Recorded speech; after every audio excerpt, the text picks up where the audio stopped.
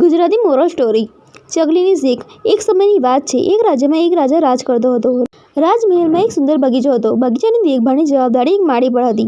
માળી આખો દિવસ બગીચામાં રહેતો અને વૃક્ષો વનસ્પતિ ખૂબ સારી રીતે સંભાળતો। રાજા માળીના કામથી બહુ ખુશ હતો। બગીચામાં એક દ્રાક્ષની વેલ હતી, જેમાં ઘણી બધી દ્રાક્ષ લટકતી હતી। એક દિવસ એક ચકલી આવી એની દ્રાક્ષની વેલ પર બેઠી અને તે દ્રાક્ષ ખાધી।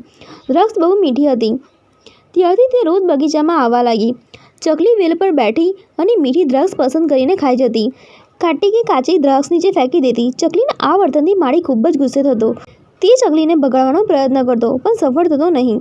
ઘણા પ્રયત્નો કર્યા પછી પણ જ્યારે માળી ચકલીને દૂર કરી શક્યો નહીં, ત્યારે તે રાજા પાસે ગયો। તેણે ચકલીની આખી હકીકત રાજાને કહી અને કહ્યું, મહારાજ, આ ચકલી મને તંગ કરી નાખ્યો છે। હવે તે મારા વશની બાબત નથી, આપ જ કશું કરો।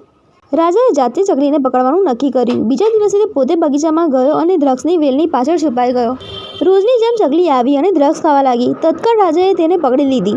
ચકલી છૂટવાની બહુ જ કોશિશ કરતી હતી, પણ સફળ થઈ નહીં। અંતે તેણે રાજાને વિનંતી કરી કે મને છોડી દો, હું તમને ચતુરાની 4 વાતો કહું। રાજા ગુસ્સામાં હતો, પણ તેને માની લીધું અને કહ્યું, ઠીક છે, તું મને આ 4 વાતો કહે, પછી હું વિચાર કરીશ કે તને છોડું કે નહીં।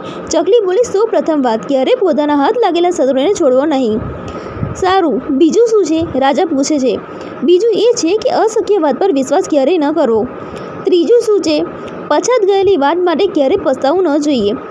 ચોથી વાત, મહારાજ, ચોથી વાત ખૂબ જ ઊંડી છે, પણ તમે મને કડક પકડી રાખી છે કે હું શ્વાસ પણ નહીં લઈ શકું।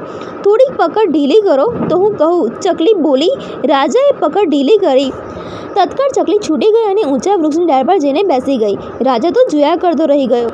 ત્યારે ચકલી બોલી, મહારાજ, ચોથી વાત એ છે કે માત્ર જ્ઞાન સાંભળવાથી ફાયદો થતો નથી, તે જીવનમાં ઉતારવો પણ પડે છે।